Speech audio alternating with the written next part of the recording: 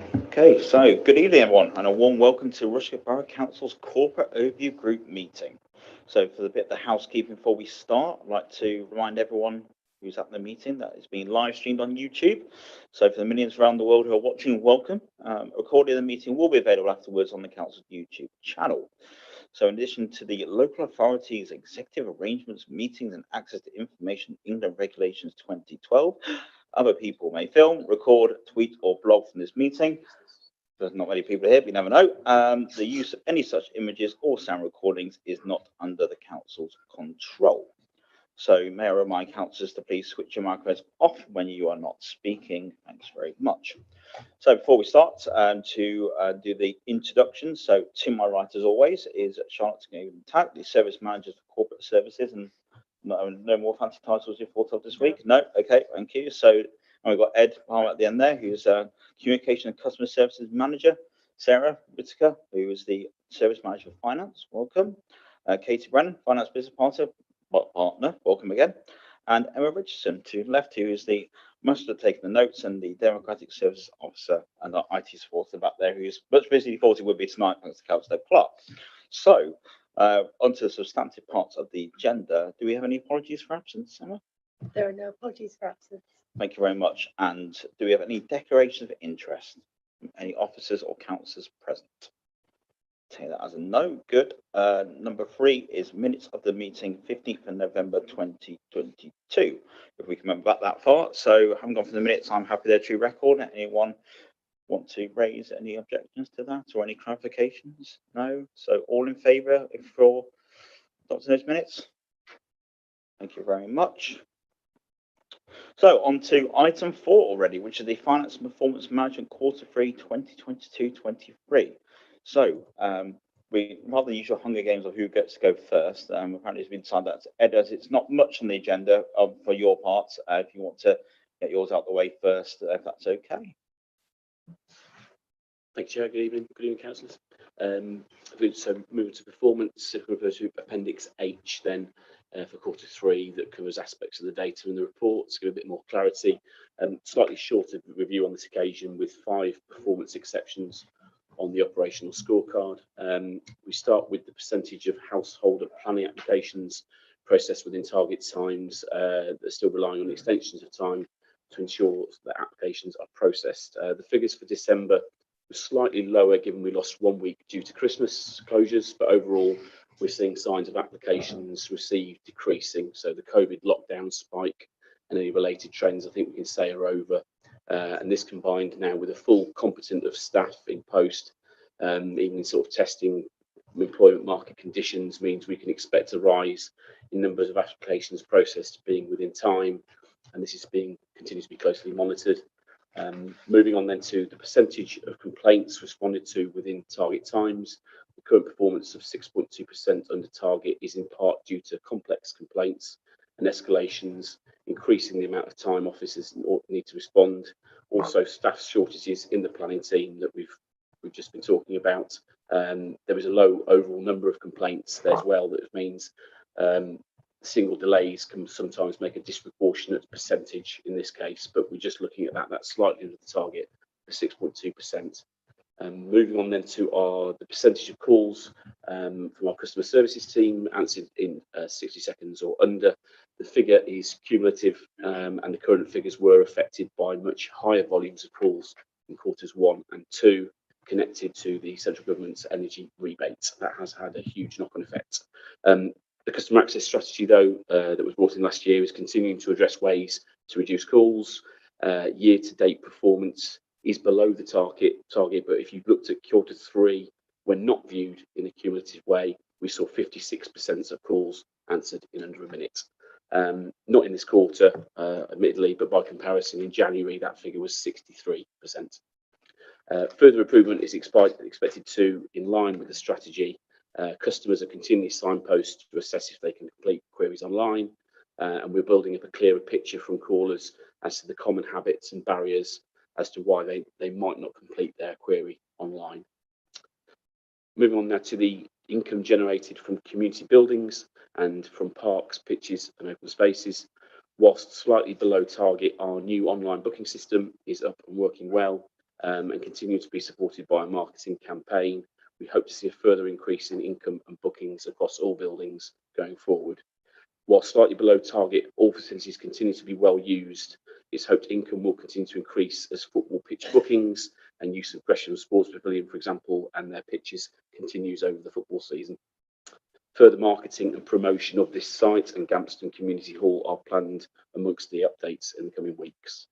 Those are the 5 points that are on that operational scorecard, Chair. Is there anywhere you wish to start the discussion? That's great, and thank you very much for that report. So before I bring my 2 pennies worth, I'll go around the room first. Any wish to start? Any questions? What's on 3? So you're going to get away easy here, do you see? So that's what you get. That's what happens. You're going first. No, I mean, I think just to say thank you very much for the report. I think it's always quite hard to look at it in isolation because the amount of crossover having between the periods itself and with the different challenges that each one presents. I think we've already talked about it. Well, I'd say we've scrutinised in great detail both here and I know the community meeting about the customer service element. I think that's, to me, is one which we really want to keep looking at going forwards in terms of making sure with the calls and how we are adapting to the expectations of our users now, which I know from with my other hat on the county, the expectation of more straight away online, or the fact you're not having to interact with anyone unless you really have to, these sort of chatbot functions and everything answered for you. So how we keep that technology, I think, is going to be really important to make sure we keep people engaged. So maybe you just want to touch on then I know we've talked about it before, just to put all that together really in terms of the plan going forwards. Yeah, of course. Very much that access strategy, customer access strategy, was with the transitional period in mind, and it's sort of bearing fruit really. In that, even in the last few weeks, when our garden waste services launched, for example, we're getting absolute lots of calls that you've got callers who have habits that I call you every year to renew my garden waste sticker, and that is something that I feel comfortable doing. And it's very much the strategy is trying to educate and look at ways in which how we can educate residents over time to make more comfortable working with an online solution. It's probably as well one of the factors that comes in on not many is that we do appear, I think the statistics back it up, we've got the eldest demographic in the county, and that does have a knock-on effect in terms of skills and links to being comfortable to using a digital device in order to access the council service. So yeah, we're still on that journey really of trying to get the data in, understand our customers more, and that's what the strategy is trying to do. But equally, we're on the back of it, and we'll be exploring later this year options around chats, chatbots, things that can speed up the process for those that are used to and experienced with using a web solution to access the service. So yeah, it's trying to get that balance correct. But certainly, I'd say that we are maybe comparatively compared with other councils facing a bigger task of trying to educate people over time. That's great, thank you. I suppose the one sort of going forward, in terms of anticipation of scrutiny going forward, will be around the income from the community buildings. Obviously, the amount of money the council invested in Bingham, for example, which is fantastic, that facility open, and the depending on obviously the vote on the budget, essentially what we're looking to invest in other leisure facilities will be what we're getting used for that, and obviously the money we've put into the buildings to date. So that will be, if I'm still in this chair, and that time will be just to say what I'll be sort of looking at there. So in terms of what we are bringing back, so we can justify to our residents the money we're putting in, which we think is a good idea, that actually it's that money is well spent. So there. So thank you. Just before we move on, no questions. There you go, Gareth. You see, I told you my creative juices will get you going. There you go. Over to you. Thank you. Just going on the about educating people when they go into like a call centre and that kind of, if they've got, for instance, renewing their green bin, how would they be educated when they go in a resident? Are they shown how to actually do it on the website, or is it kind of just being told, oh, you could go on the website and that functionality is there? It's a mixture of things. So on the phones at the moment, we're gathering data to say that, can you tell us why you've not chosen an online option today? So we're getting that data initially, and this garden waste project is a key part of it. It's one of our busiest times of year and thousands of calls to take, and we're going to go away and look at that first. So from there, as per the extra strategy last year, we'll then look to explore where we can best educate in what's the best manner.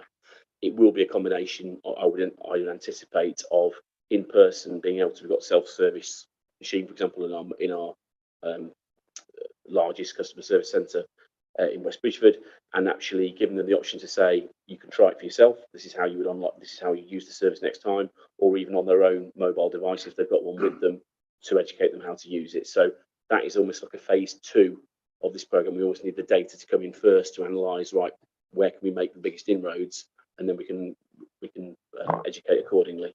But it will similarly happen again in terms of when we take calls, we can try where possible to educate over the phone as well, to say, have you looked at this, even signposting itself to the website, have you taken a look? It's more from anecdotally, I must say, it's about getting out of habits as much as building education at the same time. It's simply that some people have a method they actually like to speak to a human being. That's just their preference. But over time, we know trends will change. We know that people want to access services faster, and they'll be able to do that with the range of options, including what we're looking at with chatbots, chat functions, etc. Yeah, that's brilliant to hear that kind of being educated and shown as well in the centre. So yeah, that's great, because it's sometimes it could be easy just to go, oh, you could go on the website, and they're like, well, what's the... So yeah, it's good that they're being educated and shown on their own device if they bring one in, and so they can actually see it, how it looks on theirs. Just going with the income from the parks and open space, and you're saying about with Gresham over the football season, I take there's a kind of a lot of uptake in the closed season with football training. Is there any scope, or is there any capacity as well there for other sports to then utilise that kind of facility in the close season, or when the demand from football goes down, so you kind of maintain the capacity of its use? Yeah, already it's well utilised already. I know throughout the year, touch rugby is amongst the sports that I know uses the facility at Gresham, for example, and really part of the marketing campaign is to get out there and target even more clubs that could use it. The additional 3G pitch that was installed, get it right, 2021. It certainly is, again, a real plus. They're busy bookings, but I appreciate your point in terms of during the football season there is maybe a lot more clubs using that for that particular sport. But no, the key is definitely to try and target and get the word out there about Gresham as one of the sites where it will utilise. It's a great spot for one of a number of sports. So yeah, we'll continue to look at it. But already I know Nottingham Touch Rugby Club are amongst those that use the site regularly and do so not during the winter and autumn months.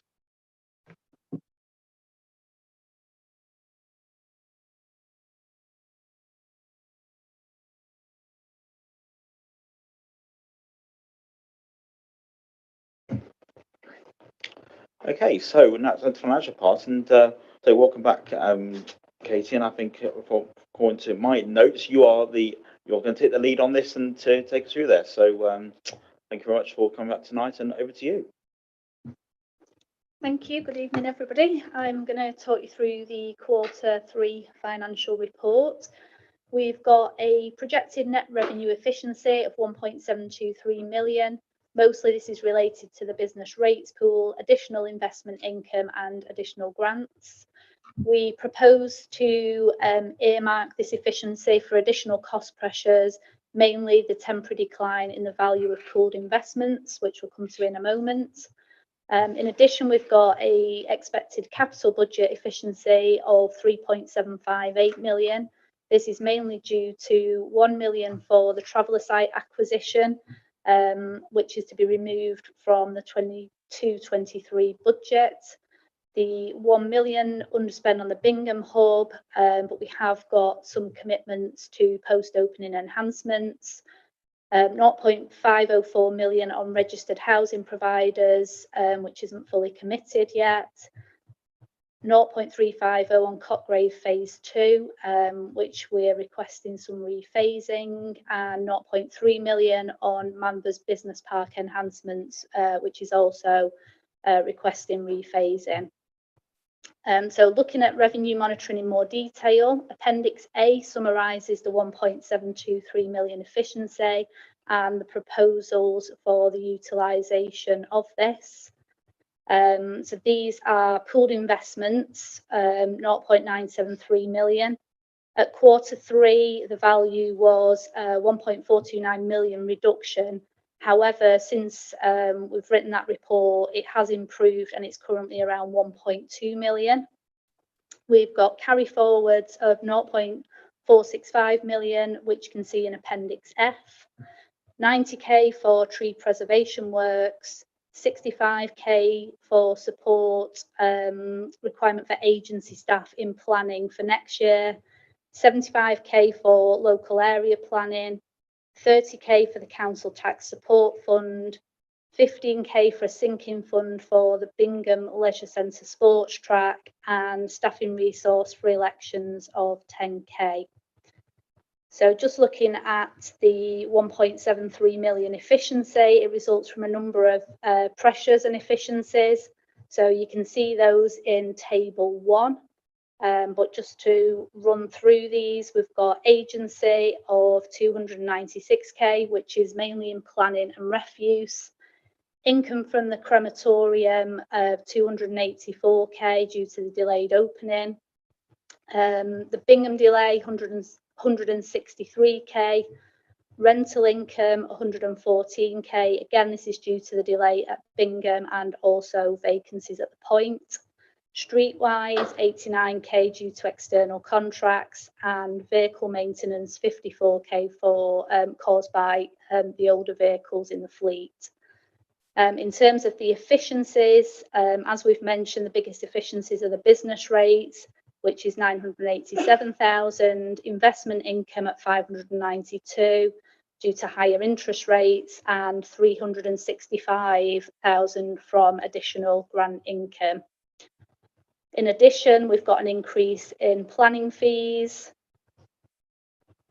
and we've got an underspend on the growth board, although it is requested that this money be carried forward into next year. We've got 80k underspend on the website as we've managed to capitalise these works. And Ed Walton Golf Course, we've got 97k increase from increased usage and income.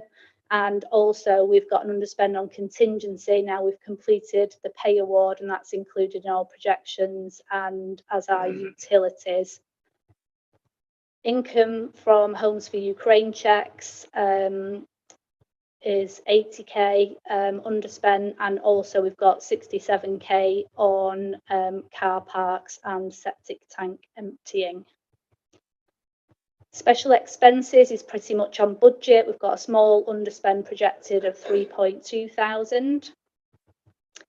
And moving on to capital, the original programme was 14.6 million. Carry forwards and other adjustments increase that to 2.2 million, and we're currently projecting an outturn of 18.5 million, which gives us an underspend of 3.7 million. So as mentioned earlier, we've got 1 million for the traveller site, 1 million for Bingham, and 0.5 million for registered housing providers, making up the majority of that underspend, as well as some small underspends on Cotgrave Phase 2, Manvers Business Park, and also the contingency, although there is 150k pressure for the crematorium, and also the rest might be used to smooth any further capital implications of the insourcing of Streetwise. Just to give you an update on the pressures that we've reported in the previous quarters, the pay award of 1,925 per employee was paid in November, and it's been included in the projection for the rest of the year. The cost to the council is approximately 0.5 million.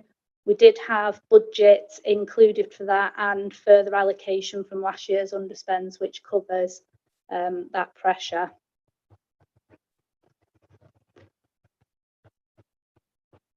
So obviously going forward, it still presents a significant cost pressure to the council, and it's now included in the MTFF to be approved in March. The knock-on impacts of the cost of living rises continue to be monitored on service provision contracts such as leisure. Inflation is set to peak at 11%, so obviously there's a risk to general costs and index-linked contracts and those due for renewal and on fuel and utilities. An uplift was included in the original budget for these and increased from 21-22 underspends, and we're now forecasting all of these in the service areas. But because of the the volatility, we are closely monitoring these, and that has been reflected in the 23-24 budget setting. Cost of living pressures may have knock-on effects, which are being monitored most specifically for any reductions in council tax and NDR, which would affect the collection fund deficit and ultimately put pressure on the budget. Council tax is 85.33% collected compared to 85.45 last year, and NDR 87.3 compared to 83.7 last year. They are slightly distorted by the energy rebates for council tax and COVID relief grants. Sundry debtors collection rates are slightly below target, but given the challenges, it's a relatively positive position and one that we will continue to monitor closely.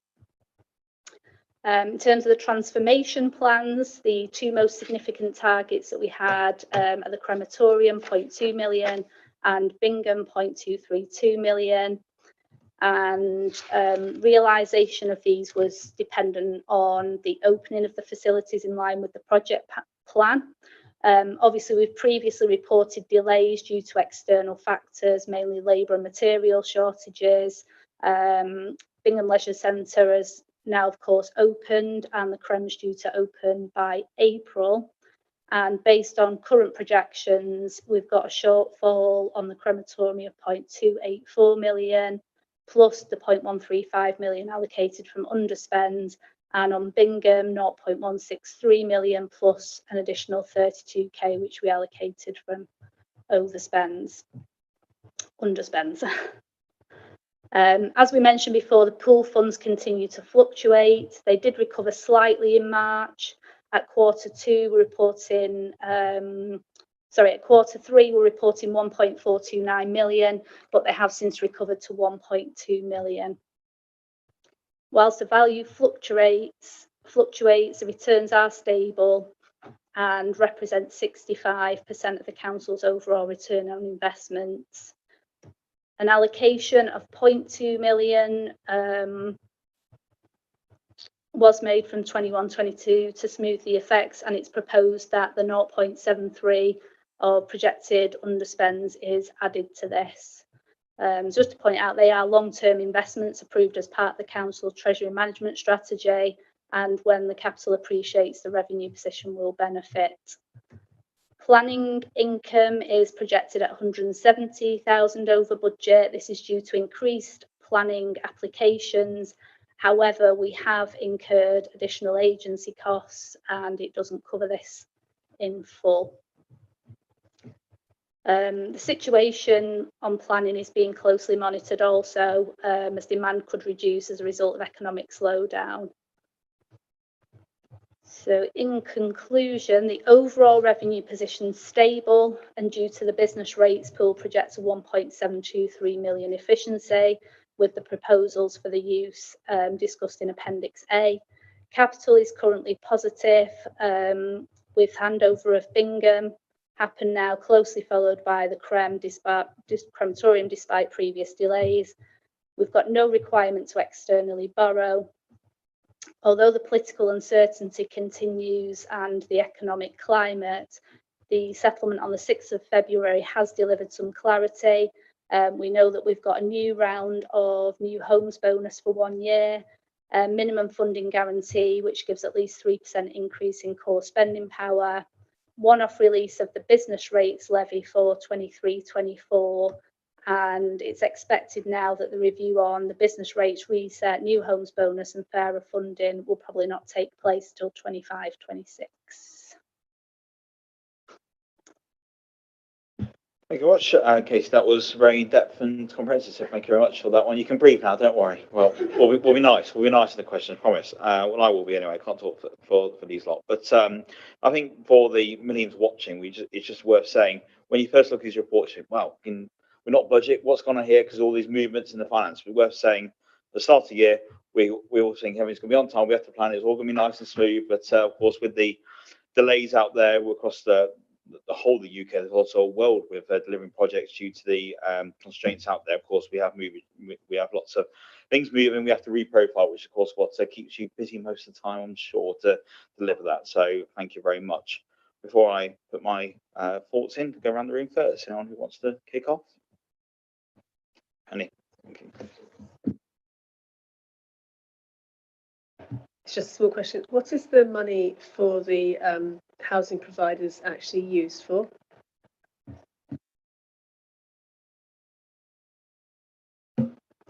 So the housing providers is to is given to. Sorry, I'm just finding the info I have on this.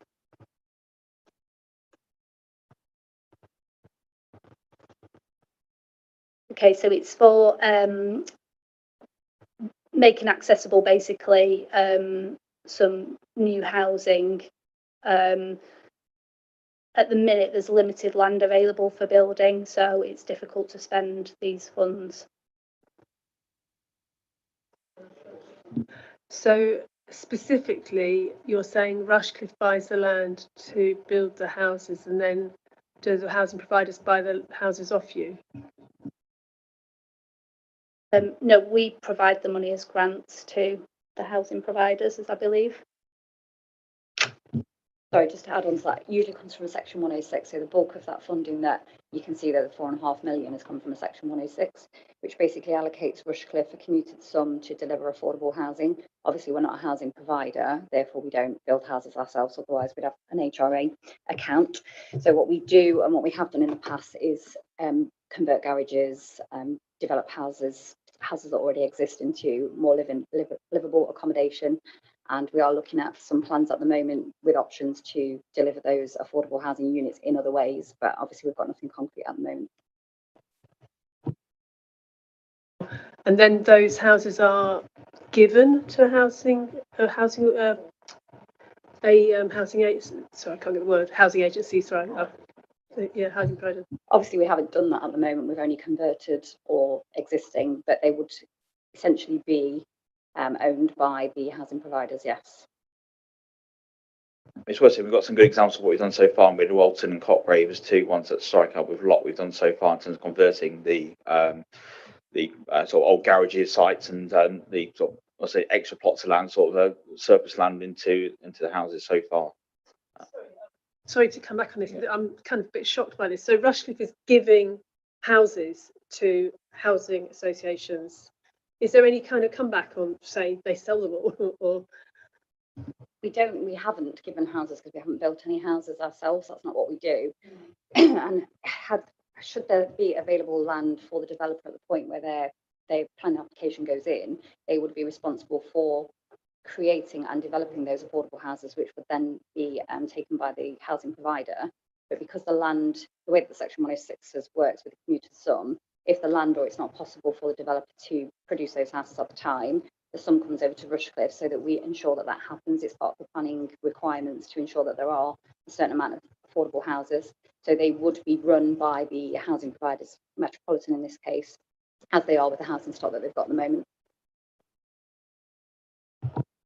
Sorry, I think I'm missing something. So there's money in the budget for this. So presumably that money will in some way be spent, but we will never, as Rushcliffe, will never be running those houses. They will be run, operated, leased by somebody else, probably Metropolitan. So at some point, presumably those houses will be given to Metropolitan, or homes, land, money. That money in some way will be given to Metropolitan to provide that service.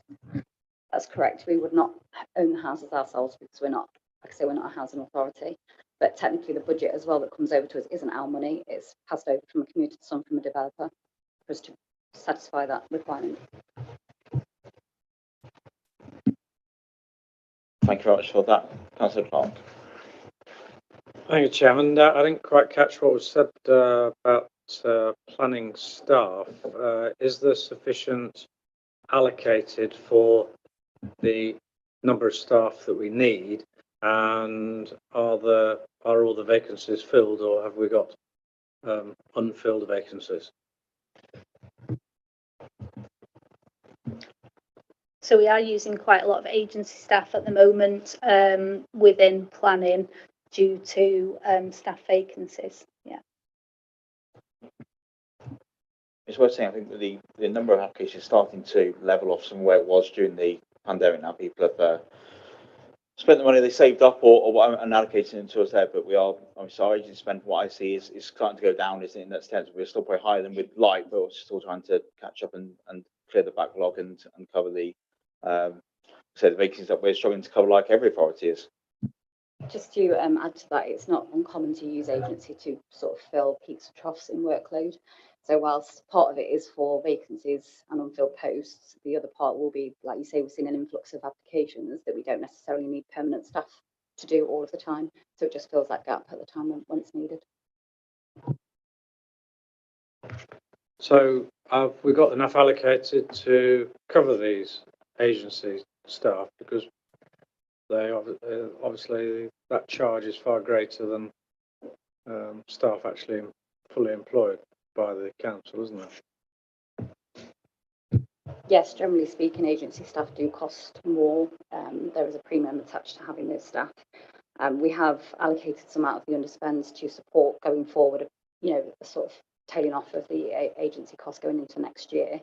But we do have sufficient in the budget, mostly covered by, not completely covered, but mostly covered by the salary vacancies.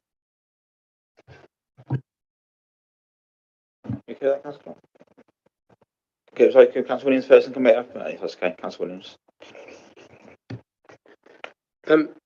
So just going on that with the figures in the report on 4.14, where over budget for the planning is 170, but the additional costs have been 330 for the agency staff, and it's been asked for 65 to go in.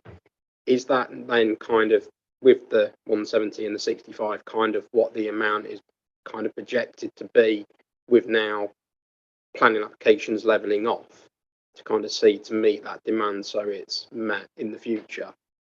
I'm just kind of, because of course that wouldn't necessarily meet, and if we're kind of, how much is it dropping down, is that we've then got enough staff to meet that demand. I think I've kind of explained me full. So the 170 is the additional income that we've received over budget. The agency is, I think was it 330,000 in the report there that it's cost us. So obviously the additional income has gone some way to covering that, but also we've got vacant posts then, which will offset that slightly as well. But yeah, we are asking for carry forward into next year to cover the agency staff requirements from this year's underspends. Okay, Councillor. You get that? Yeah. I think it's worth saying, obviously, we know we had some a lot of changes in the planning team, some sadly that we gone down to control. But from what I see anyway, just a normal member, you know, things seem to be settling down in that sense where there's the new structure in place operationally, and it's not always a bad thing to have to use some agency staff in short medium term for that agile business, because obviously, like I say, with some of the big projects we're looking at in terms of the big housing developments where there's might be specialist staff we're bringing on short for a small amount of time rather than having to keep them on the books when we only need them for 2-3 months a year. It just isn't efficient. So I know other authorities do that, but like I say, right to raise, and I think it'll be constantly looked at, and if we feel that we need to at some point scrutinise that in the future, then we can do. But I think we need to see how things bed back in now. We'll get back to hopefully sounds strange, a normal planning period after the upheaval of COVID, and everything else to actually see what normal looks like rather than what we perhaps think it is, and then all change again. So, Councillor Gowland. I hear what you're saying, and I totally understand the value of agency staff to deal with peaks and troughs, but you seem to be saying you've got vacancies and you've got agency staff. So I guess the question is, why are the agency staff not filling the vacancies? Is there a reason to do with the attractiveness of the job that is people aren't transferring to full-time employment, which presumably has benefits, obvious benefits for staff? Or is it that then, well, maybe that's possibly, I can see that might be a personnel issue that you might want to raise, in which case just say so. We've got, like, for instance, one of the vacancies, maternity leave. So it can't be filled long term. I think perhaps, Sorry, I was just going to add that there is generally in the sector a difficulty in recruitment, and it's speculative, but obviously some people just like to work for agency work. They like the temporary nature of things. It's just the way things are. So if we can't get enough people, and like I say, this is a sector-wide problem, to fill those posts, then obviously we have to use agency in the short term. I mean, of course, it's not just this sector that is beset, frankly, by this problem. And I guess at some point it could become a vicious circle. I think, Councillor, it's an important point to raise. I know from speaking to some colleagues who sit on other district councils that it's a problem for planning across the whole. A lot of councils, I'm sure that obviously will agree that it's not just here, but also speaking with my other hats on the county, which obviously we both sit on the county council, and Deputy County Member for Personnel, I can tell you that it's we've spoken to a lot of agency staff about why they want to stay agency, and a lot of it is the flexibility. Some do go on some contracts eventually, but there are some people who just like to do that in the short, medium term while it's suitable to themselves. So I think, like I say, it's important where we have the option for people to join us on permanent contracts. The option is there. People want to be agency. Hopefully they get to know our culture and want to work for us. And when they decide to have a permanent position, we're used to them, they're used to us, they come on board. But I think it's worth saying that, we make sure that our agency staff are treated just as we would treat our permanent established staff in terms of the work culture we have. Obviously, I say there are contractual differences which we can't get away from. But I know from speaking to some agency staff we have here and the other council, they do feel that the culture is very inclusive of them. And if they did want to have a permanent position, they'd be knocking on our door. Yeah. In some sectors, clearly, people doing shifts, you can understand why they may Yeah. really opt to go for agency work. In this sector, I mean, there will be people who want to spend 3 months travelling in the summer, whatever it is, but it feels that maybe it needs to look at I don't know, but the contracts of the permanent staff to provide them with the flexibility to not avoid people going off, in some ways on agency work, because it's costing the council, obviously. Oh, I agree, and officers will shout at me in a minute if I'm saying something that's off piece, but just using experience in our council is that a lot of people at the moment, like I say, are taking that flexibility because after COVID, just seeing how they want their life to be, when it go back to normal. I think it's quite right. We obviously are, as a council, we're not in the spine pay agreement that other councils are. We have obviously awarded the pay award in full, and we obviously do our best to look after our staff. We can't control a lot of factors, but it's like I say, how we look after them. And I think if any member of our team ever had an issue with the way it's worked with HNFLs, we have a policy they can raise it through our HR manager. And when we have our next health and safety report, because we've got Chinese in dual position, I'm sure if we wanted to tag something onto that item to talk a bit about the issues you raised, I mean, no problem with doing that while we've got the expertise sat here in front of us if we felt we had to ask that question. But if you're any specific as well, I'm sure we take that offline to have HR rather than me prattle on to actually give you the proper policy answer, and any questions there we can go forward. Is that okay? Thank you. Anyone else want any points to raise? Nearly get away with it, don't worry. I'm just going to early couple of bits, I promise. So I think first of all, something that I want to commend on really is the Walton Golf Course, because I sat on the committee of the golf course itself when it was the dark days, I call it, when we really look at it. It wouldn't make any sense to keep it going because the money was losing to now in a position where it's bringing money into for us. We know it's not there to purely make money because it's never going to the size of the asset we have, but being our biggest asset, we obviously don't want it to be losing money and to actually be wash its face, so to speak. So actually now it's in a positive position we should thank our partners who are running that on our behalf as well, and the work that's been done. In terms of the going through the finance story, it does look like there's a lot of money it says to carry forward. I think it's worth, as the point I made at the start, is a lot of that has been earmarked and things are just slipping into the various quarters.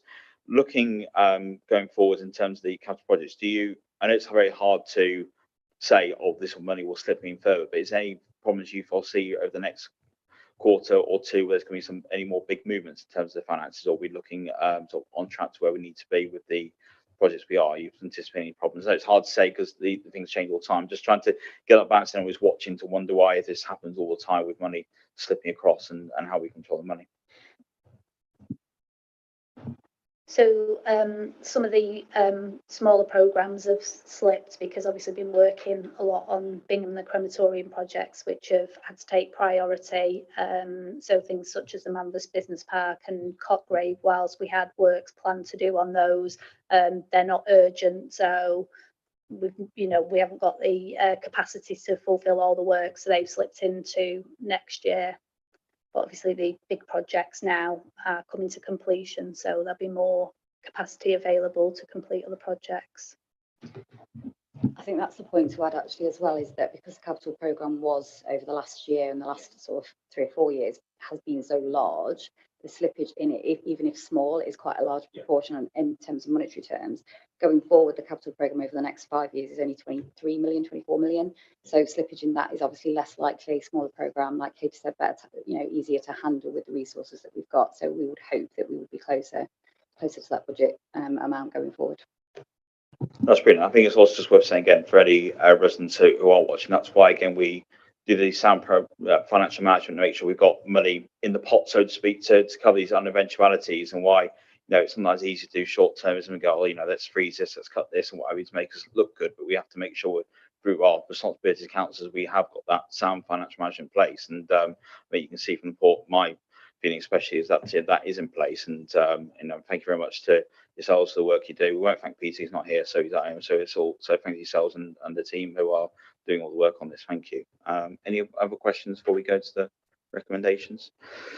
So to take all the recommendations together, we can obviously, I know Ed has gone, we can always change it just to make his hair go white when he gets home and realizes, but no, not going to be that mean. So we've got four recommendations in front of us, which is the the expected revenue budget efficiency for the year of 1.723 million and proposed to earmark this for cost pressures. So we note that we also note the capital budget efficiencies of 3.908 million, including various reprofiling stated at paragraph 4.7, including the medium-term financial strategy to full council.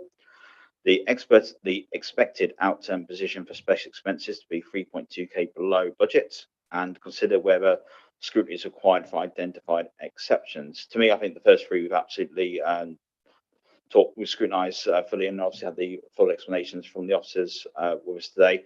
This is whether scrutiny is required for identified exceptions. I think just what I sort of said at the start really about the leisure is one I'd just like to note, to say that with the money we're putting in the facilities, which I completely welcome and support, and I'll put more money in if it was in my hands. So don't tell Peter that. But I think it's actually right that we make sure we keep that on our scrutiny programme to look at, to make sure, one, that those facilities are delivering what we want them to do, and we are actually getting out to the public to those facilities are there and the options available. So if everyone's happy, I just want that noted, so that when we look at the programme in the future and when it comes to the next full council term, that's noted and we can look at how we properly scrutinise that.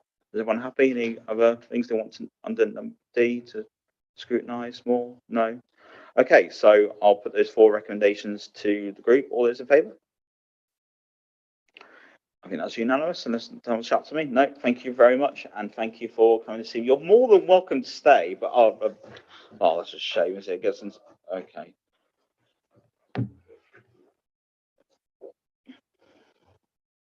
Okay, so going on to item 5 is feedback from Scrutiny Group Chairman. So I shall start on the left and bring in Councillor Williams. Thank you very much. Just one item to feedback from Community Scrutiny Group. When we were reviewing the work programme, it was asked about the functionality of the matrix and if that was going to be. Oh, you want to get Charlotte annoyed tonight, don't you? Okay, go on. Because of the, I think the meeting at Communities kind of was about an hour. And some councillors felt that we could have had some more items on there, and if it was some things weren't coming necessarily through that could. But I do appreciate it's difficult to predict when we are putting items onto agendas how long the discussion's going to be, and hindsight is a wonderful thing. So I think they were just asking if the actual matrix itself was going to be scrutinised to see how it's working, and as it's been kind of from a term now, just to see if it's with the actual procedure of it. of the document and that. No, I mean, so eyes are burning into me now. So before I start, I'll bring Charlotte in before she can get too upset. I have no intention of getting upset, Chair. I would say, yes, you've hit the nail on the head. It's very, very difficult to predict how engaged members of the group are going to be in any one particular item. And it very much depends on what it is, how many questions they've got, how long the speaker speaks for. We've had meetings where the speakers can speak for over an hour, and then you get to answer all your questions. And if you've got lots of questions, having sat and listened to a presentation for an hour, sometimes the evenings are very late. We can't predict that. So we tend to have 2 items per meeting, thinking that they should take about an hour to an hour and a half each. And then you generally get to go home at some point before our 10 o'clock cutoff. In terms of whether or not we could have more items, on whether the scrutiny matrix is doing the job that it's there to do, feel free to put the matrix forward for scrutiny. I think that might be quite fun, actually. It is really down to councillors, and I'm not just looking at you guys, I'm not looking at the members of your groups that are involved in scrutiny, it's all councillors' responsibility to look at the forward plan, look at what Cabinet is working on, look at the corporate strategy, look what projects are happening, look at the performance report that we've just had and go, actually, I want to know more about that. I think the community deserves to have that scrutinised because performance is failing. I don't know where the project is, where did that money go, what's the community impact of that particular project. It's about identifying those things and bringing them forward on a matrix so that this group can have a look at them and decide whether or not to put them on a work programme or not. So it's a collective responsibility, because obviously officers will also know what's going on internally and be able to bring forward things for you to scrutinise that we feel are important, that the community has a say on. So it's down to both of us to put those items forward. I seem to remember sort of 6 or 8 months ago, communities had an awful lot on their forward plan and growth had nothing. And my reflection filling in the reports this time around is now growth have a lot and you have some gaps. However, the performance report that we've had this evening, and certainly our next item on the strategic tasks, I think give you a couple of options moving forward. I think it's a really good point you raise, Gareth, in terms of, you know, we always have to be constantly scrutinising ourselves, which sounds a bit daft to say, but we've got to make sure we're fit for purpose. I think for me, we should get feedback from councillors, especially ones who are, you know, stepping down this at the end of this term, to get their feedback. And then we have an opportunity at the new council, where we know we have new colleagues here with us, to get their feedback from the initial training about what they think of it as someone completely new to look at it going, you know, what the heck is this? Or actually, that's really good, because actually they're, it's the wood from the trees, isn't it? Because we've seen it so long, perhaps it's sometimes hard to look at. So we get both sides. Perhaps we put something out, councillor, next, you know, ask for that feedback in terms of anyone who can, you know, put some feedback through to Charlotte, and then we can collect that together and get from the newer colleagues. Then we can look at that in the next full term to see how we go forwards. But it's quite right. It's on us, especially with our for those of us who are still going to be here next time, and all our colleagues around the table to actually speak and to understand scrutiny. That's why the training is going to be really important at the start of the term, so everyone can urge their respective groups to really attend that training to make sure they fully understand what scrutiny is and the value of bringing items here. Then we can hopefully really start off on a strong foot, because it'll be the first sort of proper cycle term when we've got everything in place and we're not after hopefully team problems can really properly get our teeth into it. So thanks very much, Sophie. I think it's really useful. Anyone want to comment on that at all? No. Okay. Councillor Verdi.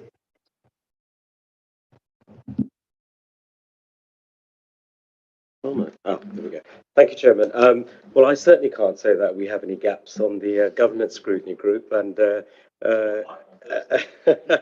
and I also wouldn't claim that we don't have lots on ours. We have a packed agenda item, number of agenda items.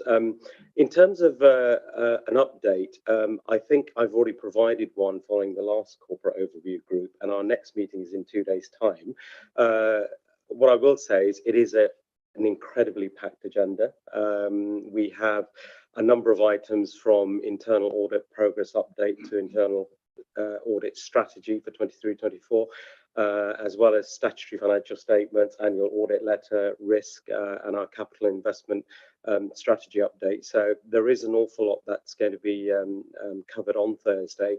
The only thing I would bring to this group's attention is actually references that I made to this group at the last meeting. We discussed a recommendation from the Redmond Review, which is a review of internal audit practice across the UK and local authorities. And I think there is an issue around independent contribution within these sorts of scrutiny groups, and that's something I think we will be looking at, because it will, I think, become a statutory requirement to have an independent member of the governance scrutiny group. So that's something we're keeping an eye on moving forwards, but I think that'll have to wait until the next period. Otherwise, Chairman, as I said, I think in terms of updates, unfortunately, this meeting is 2 days prior to the meeting, where I think we'll have lots to discuss, and I will bring that back to the next meeting. Extend your time by half an hour for next meeting to talk about it. Yes, absolutely. Point you raise, I mean, we talked about it before, obviously, at the end of the day, the committee decided not to do the recommendation. I think it's really important we do, let's say, review that, see if it's going to become part of that. So I'm sure you have that conversation with the officers to determine how we best go about that, and with the cabinet member. But I think, like you say, it's something we don't want to be seen being dragged into, want to be embrace it and make sure we're fully compliant. But leave that in your more than capable hands. So thank you very much. Last but not least, Councillor Clark. Thank you. Our meeting in January, we had 2 items. So one was all about the levelling up agenda, very important investment in our both place and communities. It was joint funding from both the Shared Prosperity and the Rural England Prosperity Funds, nearly 3.2 million over 3 years. Got to be completed by March 2025. So we had various projects which were suggested to take forward, and those will be taken forward, all making sure they comply with the 4 corporate priorities of the council. And then also there was support for both community projects, support for businesses, and things like police support, and general and some infrastructure support as well. And there are various projects that have been suggested for the 2 following years, which we approved that the projects that have been suggested in the report should be developed further. So that was going forward. The other item we discussed was hedges and hedgerows, and very important because there was concern that we are actually conserving our hedges and hedgerows, all to do with the environment, and so we did delve into how much we can ensure that we protect those hedgerows.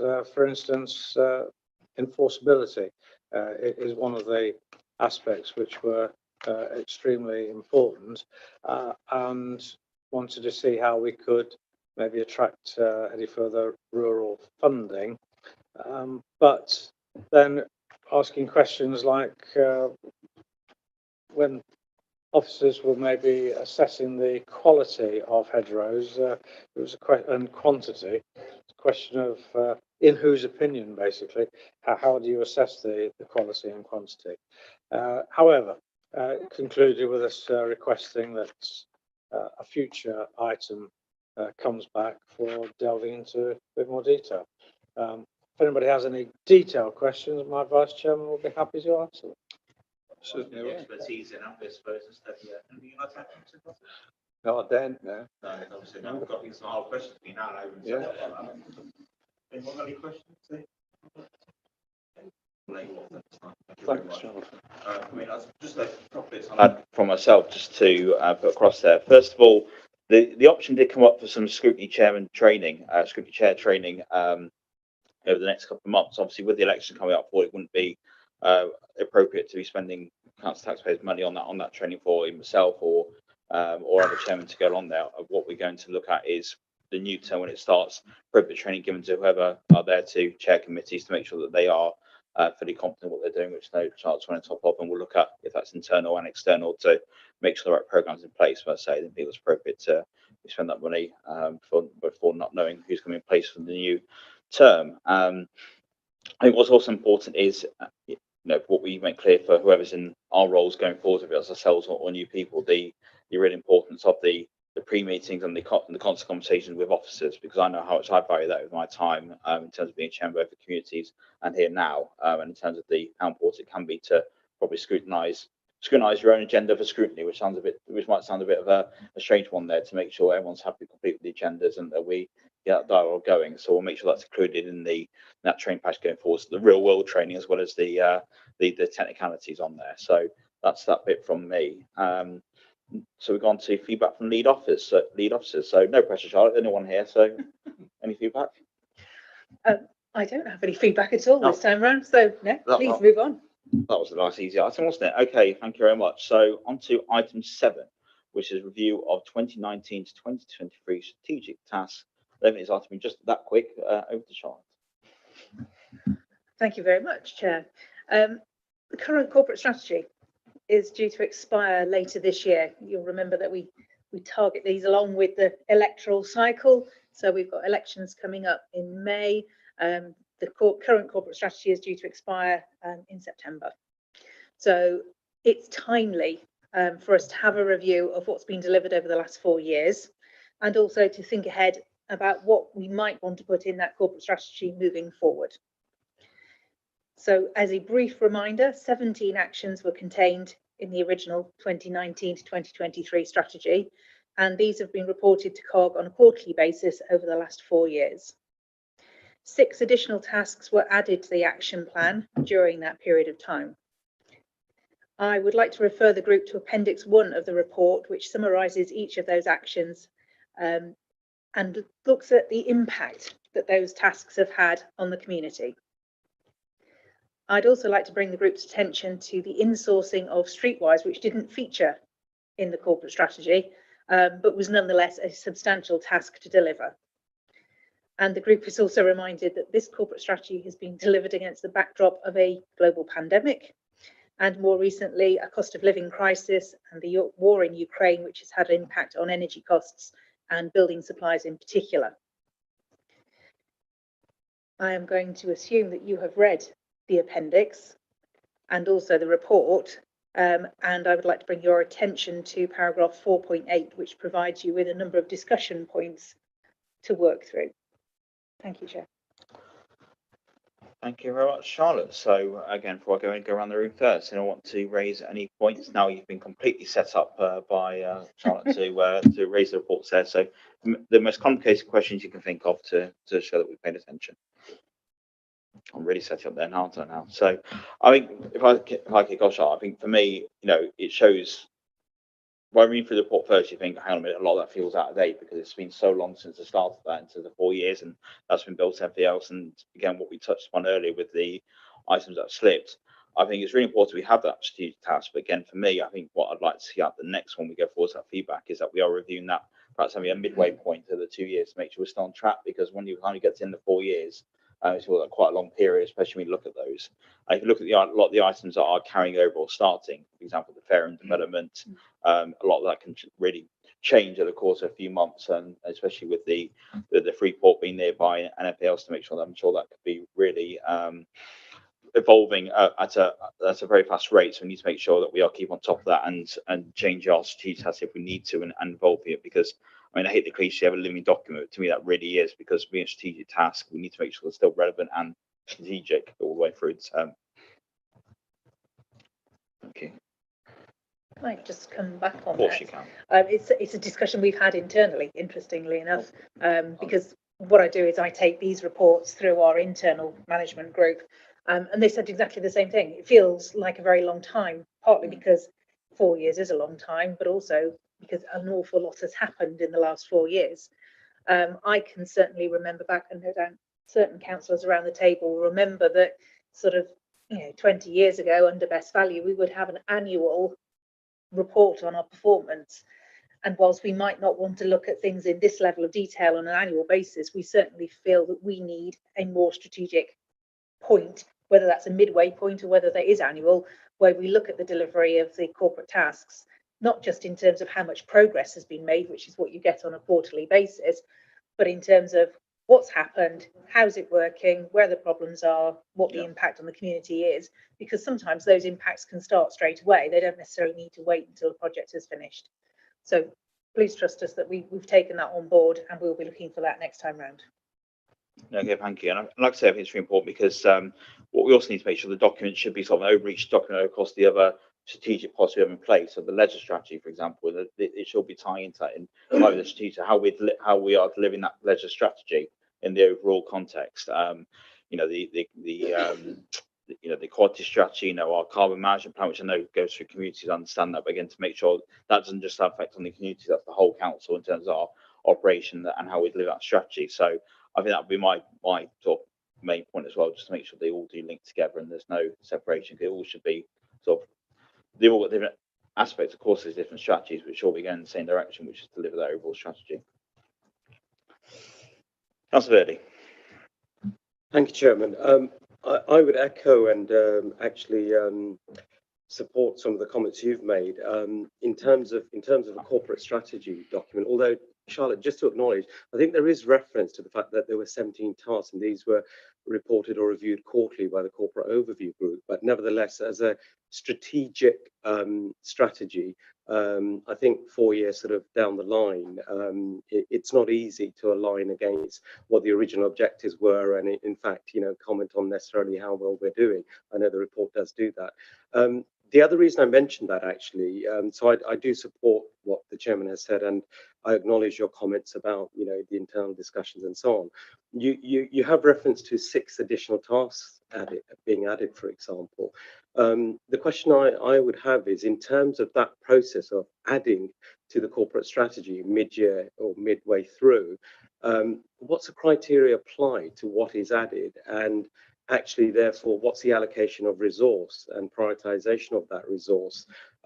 Particularly, for example, if we have financial pressures, where does that go? Where are those decisions made? So, in summary, I think, yes, 4-year window needs to be sort of condensed in terms of a regular review of this strategic direction.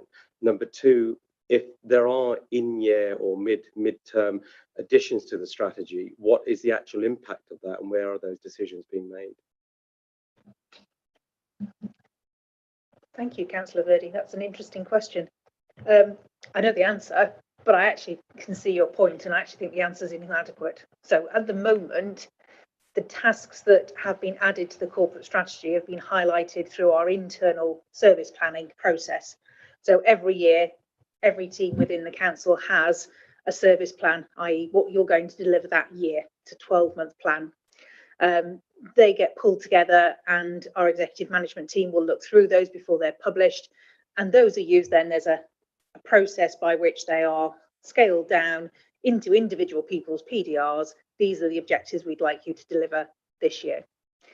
If there is something in that plan that is considered to be of the scale of the corporate strategy and the tasks contained in it, then it gets put forward by the group. We'll include that as a corporate task. It comes forward to you for monitoring and such like. That perhaps is an inadequate process. Now you've mentioned it. So I will take that back and make sure that we do that better next time round. Absolutely, I think it's a very great point you raised, Councillor Verdi, on that, because what's obviously clear is, though we have complete faith the management team says put these objectives together, we need to make sure we're on the same page. And as councillors, if that's kind of going on to task about going through a policy-making body or scrutiny, I think it also leaves the officers exposed, which isn't your job at the end of the day. That's our job to get the proverbial kicking or wherever else. That's what we're elected for. So I think it should be, there is that process to go through and make sure we're all aligned on the same one. So thanks for the honest answer and taking that back. I think that's really appreciated. Yes, and thank you for that, Charlotte. And it was a loaded question for that very reason, because you know, in terms of this sort of governance structure, I think members set the policy and decision making, and then implementation is undertaken through whether it's a corporate strategy or other mechanism. And I think the concern I had here is obviously in terms of scrutinizing, it's coming to us post the decision rather than pre the decision, which would make it, obviously, if it doesn't succeed or has failed, for example, it would make you know, the process a little bit, well, to say the least, weak. So yes, let's have a think about that. Thank you. Thank you very much. Councillor Clark. Thank you. I just wanted to highlight a couple of things. Page 68 relates to sustainable growth, and I think it's important for us to recognise the big challenge that we had, or still have, to deliver the 13,250 houses. But I think noting that, you know, our housing land supply has changed quite significantly. I think we were, what was it, 2.5 or 3.5 years, I can't remember what it was now. It was certainly not enough, put it that way. And now we're hovering around, or just about up to 9 years housing land supply. So that gives us a little bit of leeway in terms of pressures, and also then as the new local plan is emerging, that hopefully the pressure on vast allocations of sites won't be there, although a lot of sites obviously still have to be actually delivered, which brings me on to the sort of subsequent points that, and actually I'm probably going to trespass slightly on the next item, but it's all about making sure that we provide the supporting community facilities to support that development, and it's important that we still continue to do that. And the other equally important challenge is about climate change, and us committing to become carbon neutral by 2030, and we must, and we're well on the way and doing a lot of work that does achieve that, but obviously we've got to make sure that we sustain that and that we keep achieving that carbon neutrality, certainly by 2030 or even earlier if we can make it. But that doesn't mean that the work should stop there. We have to keep finding new ways to keep saving energy and making things more efficient, and to help protect the environment. So I suppose I'm just illustrating, it's just all ongoing work. So protection of the environment never stops. You can never say that you've 100% got there, but we've got to make sure that we provide the means to try and achieve that. Thank you. I think you're right to highlight that, and it's the overall point of, like I say, making sure the document is live and it's relevant at all times, so we're not getting away from the aims to deliver, rather than just trying to tick a box, say we delivered on the task. The reason that document is there in place is to keep us focused on delivering the strategic task that's been determined by the council. So thank you very much for that. Anyone else want to speak before I Councillor Williams? Sorry. Okay. It's just kind of just understanding on, like, with the scrutiny of some of the items and how some of these come from officers and from council. So, for instance, with the going to put on the growth boards on here, is there been or going to be a review of how they are used, and is that being put forward by officers, or is it something that councillors would need to do? Because certainly locally in Vic, there's been a lot of concern of how the growth board is working in Bingham and what it's doing for Bingham, and understanding of how it's collected people on it, how it works, what its functionality is, what it does for the town. So it's kind of just a lot of councillors there in Bingham were wondering of how it actually functions. So again, we're scrutinising the actual use of the growth boards. Is that something that is going to be coming potentially from officers as it's on here, or is it something for councillors to then put through as a scrutiny. And it's some with some of them where it's got that it's an ongoing task and it's just a little comment. Is there a different way to kind of highlight ones that are ongoing rather than just sometimes a line at the bottom? Is there kind of a colour code that could just go in this, that it's an ongoing one and potentially roll on to the next?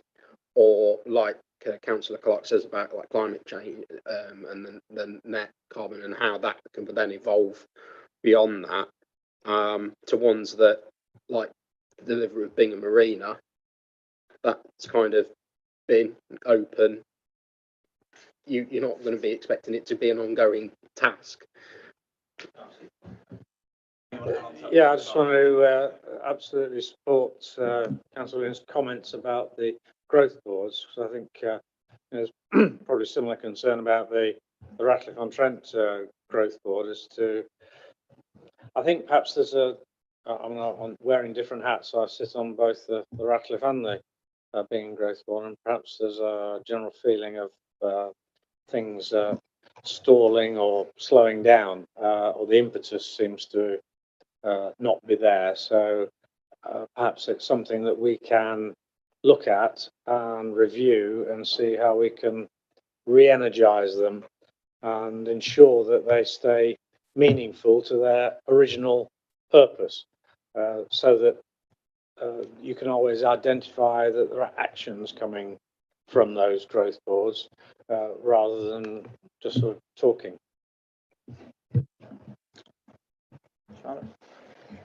Thank you for your point about colour coding the document. I think if we move to a point where we have a more regular document of that kind, it's a really good point. It'd be much easier to see what's finished and what's still ongoing. With regard to the scrutiny of growth boards, by all means, if you want to get your heads together and put forward a matrix, go ahead. If you'd like Catherine's help in doing that, since she coordinates the growth boards, I know that she'd be happy to help you out with that. So just get in touch with her if you feel that you need a hand.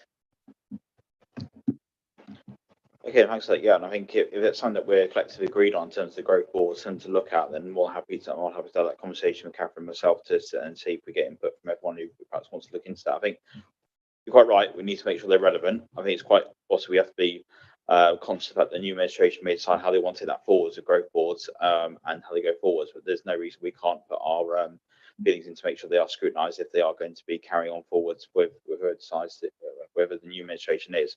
But you're right. We need to make sure that again that current theme that we are keeping things relevant and up to date. But I'll say any feedback you've got from growth boards, again, please send that into Catherine to make sure that we have that feedback in what's honest and what's not, that it can feed into the scrutiny matrix. Officers are fully aware of that because I'm conscious some officers may think they're probably okay, or in that sense if no one's given that direct honest feedback, which perhaps we need to make sure we are doing on a regular basis, just to make sure that again we're make sure officers are fully aware of what our views are, and because I'm sure they might change it slightly if we'd perhaps come forward to things earlier. So I'll have that conversation then, and I'll come back to yourselves separately to see how we can put that matrix together then if we're in agreement. So thank you.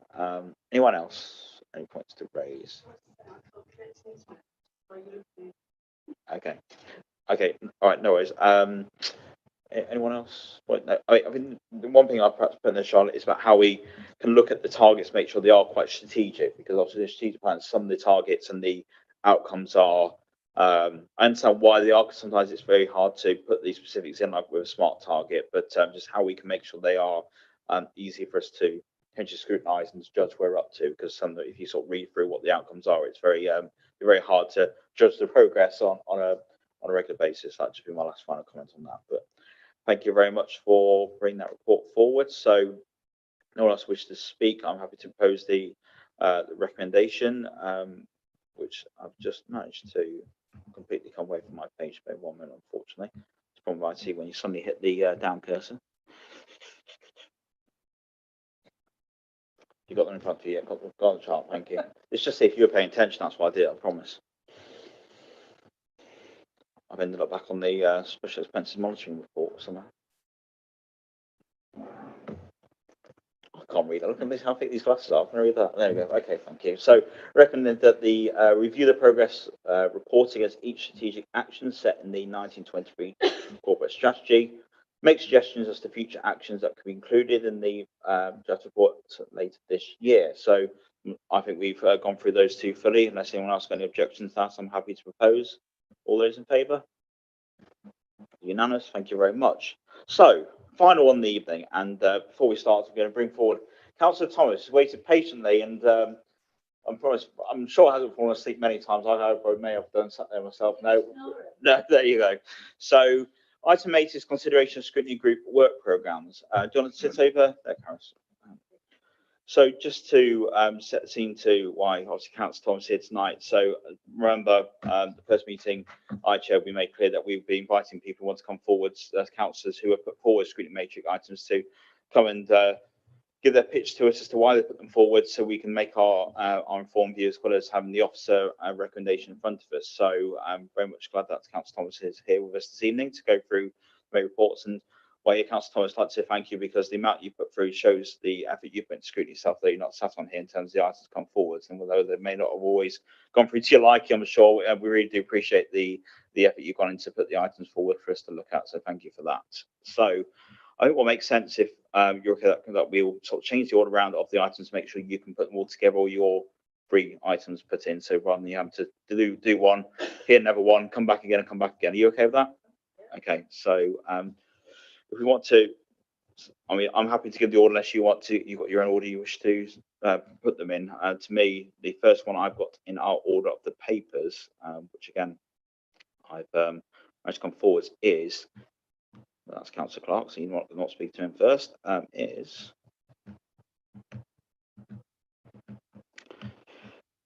the council tax options for empty homes. You okay to start with that one first? Yes, thank you. Thank you. Yeah, I put this on as a scrutiny matrix after discussion with Peter Linfield and Gordon Moore. I think the budget briefing session included discussion about reducing the period for applying the empty homes premium from 24 months to 12 months. And during that discussion, there was a range of views on it. And councillors were definitely thinking about different sorts of empty homes. And there are furnished and unfurnished empty homes, and there are derelict empty homes. They were talking about older people going into care and their homes being empty, the time it took to get through probate, houses that weren't selling, and rental properties where tenants couldn't be found. So people were talking about a lot of different things, and it seemed to me that a decision needed to be explored in a social context as well as a financial context. This was in the context of the budget report. We were given a budget proposal, not a social proposal, and there was no indication of the social impact of the decision we were making. In terms of incentivizing getting homes back into use, that's a fair enough, but it wasn't clear how reducing the time period was going to do that. And I always felt that I was being asked to form a view with no context and no data. And I see that the officers are recommending a slightly different matrix, which is to review the empty homes strategy, which is, that's fine, but empty home strategy, we review what we're already doing, we don't review what we're not doing. And I think what I was wanting to look at was some of the things that we're perhaps not doing.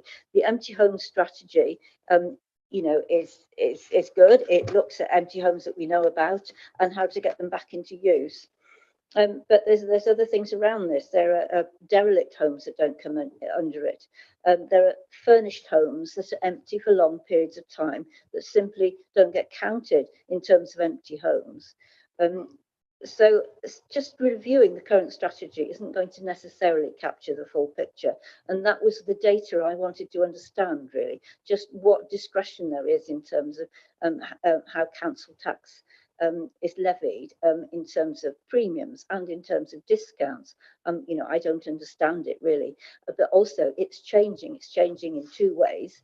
One is the proposal that went to the budget process to be able to reduce the the time period on empty homes before they went up to the premium level. But there's another option, which is another paragraph in the Levelling Up Bill, paragraph 76, which is dwellings occupied periodically, and that is the one that deals with furnished accommodation that's empty. So, for instance, in Cornwall, they're using that clause, or they're planning to use that clause to charge double council tax on second homes. Now, maybe we don't have a lot of second homes in Rushcliffe, I don't know, but I don't know, I don't know.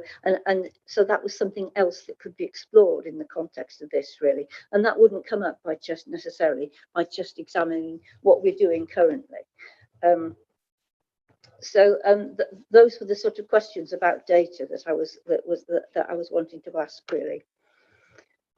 So I mean, I'm quite happy to support the scrutiny item as it stands, but I quite like my original lines of inquiry to be included in the scope of the discussion, really, and particularly the possibilities from section 76 of the Levelling Up Bill, as well as section 75, and just generally increasing my understanding, certainly, of who pays council tax, who can get waived from council tax, what discounts are available, what premiums are available, what powers the council's got to change that.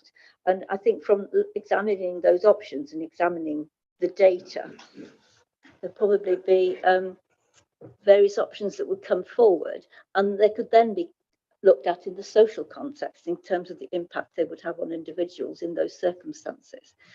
So I think that empty homes people do a really good job, but they almost rely on homes being reported to them as being empty, and they are a certain sort of homes.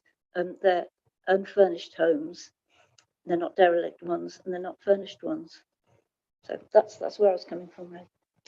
No, that's great. Thank you for your detailed explanation, Councillor Thomas. I think it makes sense that we also put those two together with the expanded what's come from officers. So, Charlotte, do you just want to touch on that briefly? Let's come through the officers. As the only officer here, we're going to throw it at you, I'm afraid.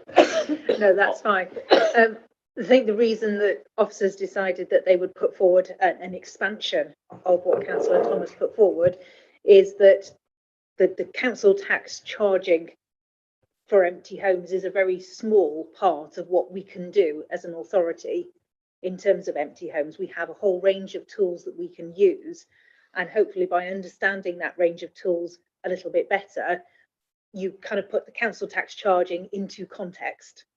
So what we were proposing was that review of empty home strategy, which is probably due within the next 12 months or so, to give you a better idea of what is the extent, how many empty homes do we have, what is their impact on the community, how do we deal with them. We've had some very interesting cases over the last few years that officers will be able to come and talk to you about, and that would be officers from an environmental health background who deal with the empty homes. What we can also do is say, these are all the things that environmental health can do, but these are the things that finance can do. This is what we can do from a council tax point of view. Different areas of the council can do it. So if you have a more overarching piece of scrutiny, you're likely to get a much fuller picture of what happens. I personally don't see any reason why your point shouldn't be included in that, but they wouldn't necessarily be the only thing that you were going to be discussing on the night that this was chosen to go through. Yeah, It feels to me like in some ways it's a narrowing of the focus, not an expansion of the focus. But if both things can go in, then that's fine.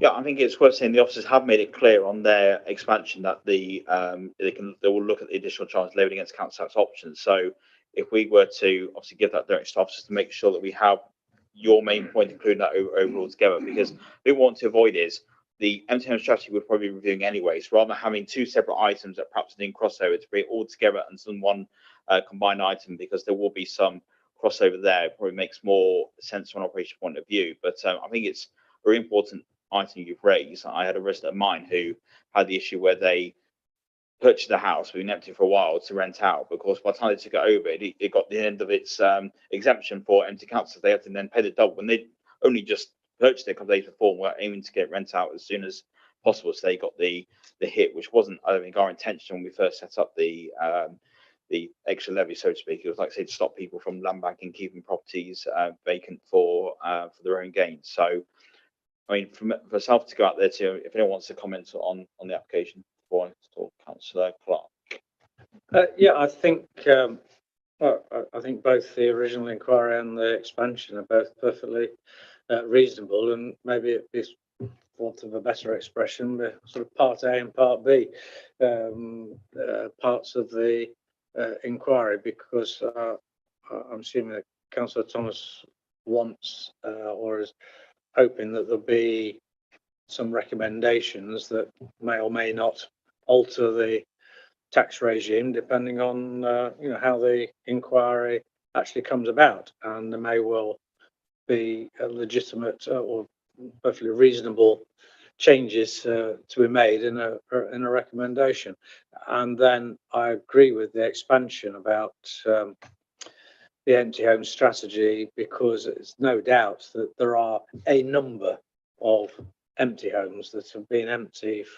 Certainly I can think of one or two that have been empty for years and years and years, for no reason other than they've possibly been inherited and just they've been kept for sentimental reasons and never used. Whatever reason, there are lots of different reasons why empty homes are remaining empty, and we need to make sure that they are encouraged and that we try and get the right strategies to ensure they are brought back into use and not left empty. So yeah, I'll be quite happy if it was born, as I say, part A, part B.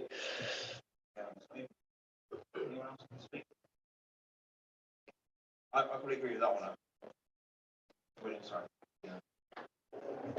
Yeah, I think I echo Councillor Clark saying about combining the two together and looking both of these kind of things alongside each other because of the overlap, and to make sure that our current policy on the empty home strategy is robust and taken into consideration of empty homes and what kind of things can be happening with taxes. And interesting point about second homes, we don't know, and of course with the rise of like Airbnbs and stuff like that, there might be, I don't know where they would fall under if they are applicable for second homes because of what they're being rented out and used, but again, if they're empty for a period of time, I don't know. Yeah, no, absolutely good point there, Councillor. I think so. If we were to say that we were going to review, if we asked that the topic is in fact the title, review of the empty home strategy, including council tax, which actually shows how important that we see that's with there. Would that be something you'd be happy with, Councillor Thomas? Yeah, I'd just like to see it all the points. Yeah, no, absolutely, yeah, and we'll make sure those points are taken. Charlotte will make sure that goes back to the relevant officer so we get that incorporated. Okay, well, thank you very much for that. So, is everyone in agreement that item goes into the scrutiny work programme? Okay. So, so there was a 2-for-1. So we'll go to your final one there, Councillor Thomas, which is about the net diversity game. Right. This is about biodiversity Yeah. game, and I did put this through about a year ago, I think. And again, it's been adapted by the officers. And when I put it through, it's a very new concept, and really, I was just wanting to understand more about it. Obviously, there's a bit more flesh on the bones of it now, but on the other hand, we're a lot closer to implementing it, which reduces the options for changing things at this stage or for influencing things at this stage. I think I'm happy with the officer's suggested scope of the scrutiny item, but there are two things I particularly like to make sure are covered. The first thing is it does take a method for establishing the baseline required monitoring. And there's quite a lot of concern at the moment about developers or landowners kind of nuking the sites before it gets assessed as a baseline. So basically they clear the land, they take out all the biodiversity so that they get a low baseline, so that it makes it easier to provide the credits. So I think it's very important that the sites get assessed very early on, perhaps when they get put forward for the SHLA, when they put before they, or preferably before they go to planning commission, but certainly when they go to planning commission, they need to be assessed to see if they've recently changed. Because what you actually want to capture is the original value of the land, not the value of the land as it's been decimated, just before it goes to planning. So that was the first thing. And the other thing I'd really like to look at is the hierarchy of mitigation of for biodiversity and net gains. And obviously you don't want me to go into the content of this, and I haven't got time anyway, but I thought I'd just take you through an example, which is the one in the LDO, because there's various ways of providing biodiversity net gains, and there's a hierarchy of them, and you start with the one at the top and work your way down, really. And I think there's quite a lot that Rush could do to really polish up this hierarchy, so that we're actually hitting the ones that are not the ones that are not, and really understanding what we're doing. Because there's quite a lot of scope for the wrong sort of mitigation to take, or the less good sort of mitigation to take place. There's quite a lot of scope at this stage for us to put in policy that will actually get the better sorts implemented. I'm just going to talk you through an example of this, which is the hierarchy that's in the LDO. You might be familiar with this already, and I'm sorry if you are. But the first option that you look at is biodiversity net gain units delivered on site. So that seems to be the obvious thing. If you can actually put the biodiversity on site, you're retaining the habitats where they were and putting it exactly where you made the impact. It's worth knowing that these schemes have to run for 30 years with monitoring reports every 5 years. But that is the top of the hierarchy, and that's what we want to aim for, really. The next thing is the units being provided off-site elsewhere within Rushcliffe. So how are we preparing for this? How are we preparing for sites within Rushcliffe? So do we need a call for a list of sites, and do we need to rank them? Can we include small sites like corners of fields and so on, so that small farmers are benefited? There's quite a lot of work here to get the best out of these as sites elsewhere in Rushcliffe, and to get them as close as possible to the sites that are needing to deliver the gain. The next one is other environmental mitigation proposals as agreed with the council.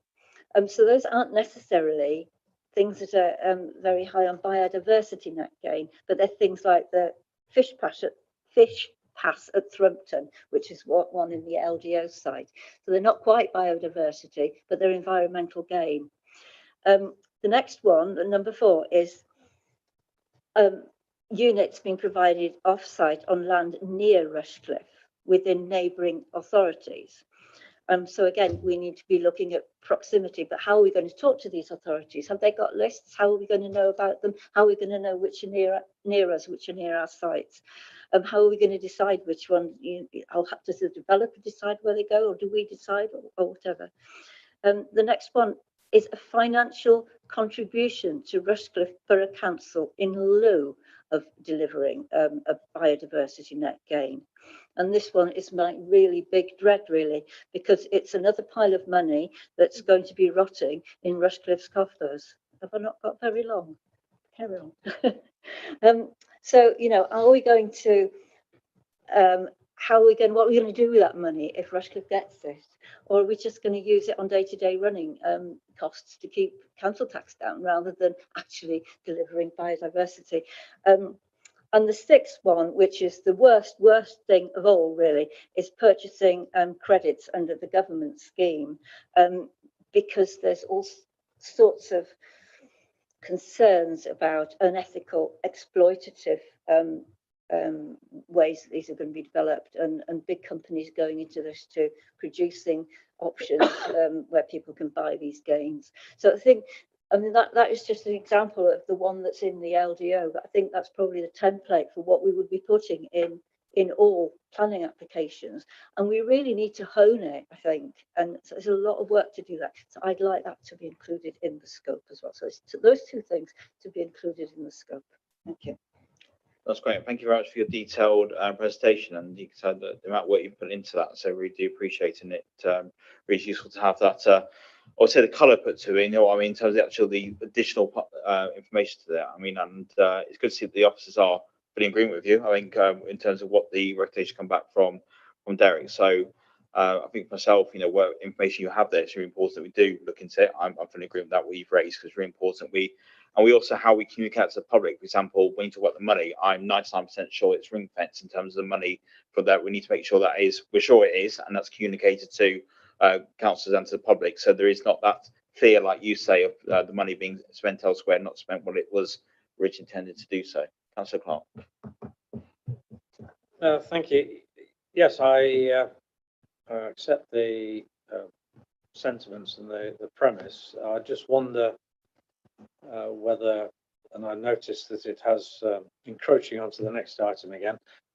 Notice that it's been provisionally suggested for July, but if I quote from my last growth and development scrutiny group, when we were talking about the hedges and hedgerows, just a short paragraph, the council will soon have a requirement to report on biodiversity net gain to demonstrate that all new developments in Rushcliffe are delivering their required 10%. The methodology for this reporting is yet to be outlined in detail by government, but a further report on this will be presented to scrutiny when this information is available. So I just wondered whether July might be slightly premature for this and whether it's better to wait until that we've got this methodology fully detailed by government before, so that we've basically got all the facts in front of us. Otherwise, I could just foresee that this starts to be discussed, and then we say, "Oh well, we'll have to bring back a further report to scrutiny once the government has issued their detailed guidelines." Yeah, now here's one point you raised. I think if we deal with now, if we feel this is an item worth what we want to scrutinise, we'll absolutely get onto that in terms of where it sits in the programme. But you're absolutely right to mention it. So, is anyone else got any comments about the actual item itself, whether we should be bring it forward to scrutiny or not? Anyone else? Councillor Williams. No, I think about yes, to be putting it to scrutiny, but I do agree that there could be from that legislation when it does get published, there could be a further questions that councillors would want answering of what that could actually mean around this item to have a better understanding of how it would all work. Because one of the things that Councillor Tom mentioned is about having areas. Apologies if I've got it wrong, was where a developer is then looking elsewhere at a neighbouring authority to look at sites, how that would work with people kind of looking into us. And I think if you kind of get the guidelines around that and how it would be of getting Section 106 seal money to Rushcliffe from outside of the borough, I can see that as kind of an area that councillors might want to look at, and depending on what that kind of legislation and stuff like that says on how it's all going to work, might then help answer those before it then gets looked at. Yeah, absolutely right. I mean, like I say, I think again we'll touch upon that in the next part of the item. But I think it's quite right. You say we've got to make sure if we have it scrutinised, that we do it right. That's the absolute aim and deliver it there. So I think Councillor Gannon next. That's okay, Councillor Thomas. Just in case you raise anything else you want to talk about. So, okay, Councillor Thomas. I was just going to say that it actually has to start happening in November, and there's quite a lot of information coming forward now. There's quite a lot of flesh coming on the bones. I know that we are working in a Nottinghamshire context, and you know, all the councils getting together and they're talking about it at that level. And I think there's probably quite a lot that can come back to scrutiny groups, so that understanding starts being generated and decisions start being made. And I would also say that after having put this in a year ago, it's now come back from the officers to come to scrutiny. That's the point. Okay, no, thank you for that. So I really appreciate that clarification. Councillor Gannon. So that's why I waited for Councillor Thomas, because I'd say the same thing really. There must be bits that can be taken forward now. We know that, you know, the government's a bit snarled up at the moment. We are always waiting. Yeah, no, So probably doing as much as is possible at least on this. Actually, like I say, we'll get onto that when we get onto the work program. But I mean, if everyone to me sounds like they're in agreement that we have our work program. Charlotte, anything you want to add briefly? Anything else? No. That's Cotty. Did you? No. Okay. So again, I think that's it. That as read that we'll put that onto the work program items. So thank you very much, Councillor Thomas, those items. And again, any information you want to send forward to us, please send them through to Charlotte so we can, we'll make sure that we take that on board to improve. But again, thank you very much for your patience in for us and coming down. We much appreciate it. Thank you. So the next item is one from Councillor Clark. So, as if he foresaw that and why you're here tonight, you'd have to sit through the rest of the meeting. So the item is how the borough works with partners to plan for the infrastructure required to support growth. So, Councillor Clark, would you like to say anything to introduce the item? Well, I've already touched on it in an earlier item when we were talking about the corporate priorities, etc. And I made a comment then that with all the growth that was taking place and delivering it, that we must ensure that the relevant infrastructure is in place. There are lots of supporting facilities that, yes, they get programmed into planning conditions, but they always seem to be delivered at the end of or close, near to the end of a project. So, for instance, as an example, maybe they might say, oh, by the 300th house, such and such has to be done, and by the 700th house, such and such has to be done. But those poor 699 people that have already moved in, and in some cases, maybe several years previously, are still devoid of these facilities. Now, I fully appreciate that developers wait or have that flexibility to delay in order that some of the profit from the development is then used to finance those facilities. Fully appreciate that. But nevertheless, I think we need to look at how we can bring those supporting facilities sooner, and also how we can make the planning conditions that relate to those facilities more robust, because I'm sure we've all experienced situations where applications or developments start.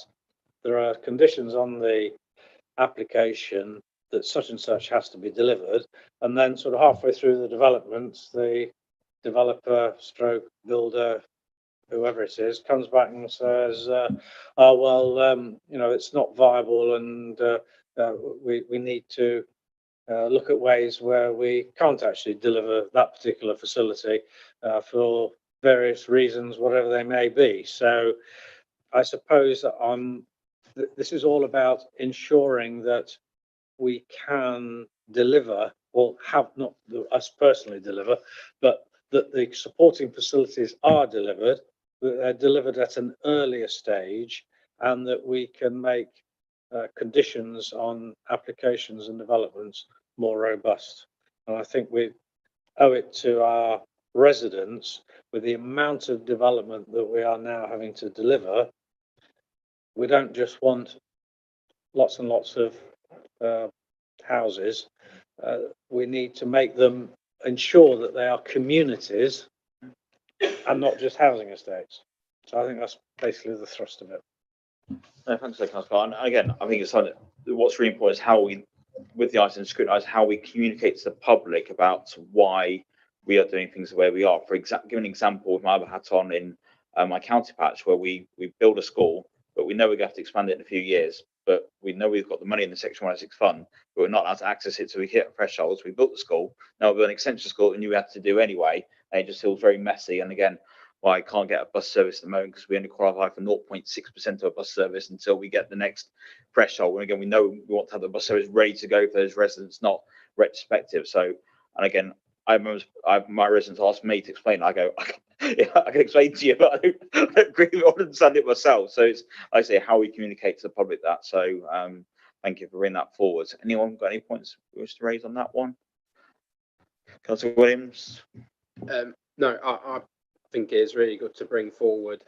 Certainly, as Councillor Clark says about the 99 for home that's sold, what happens to them? Because, of course, with the a lot of the housing market slowing down and with growth, there's going to be a prolonged period until that then 100th is sold. And what happens for those 99 when they're expecting it to be predicted, or the 100th's going to be sold, and they're having to wait longer. So yeah, I think there's kind of the whole thing just need looking at. Yeah, so great.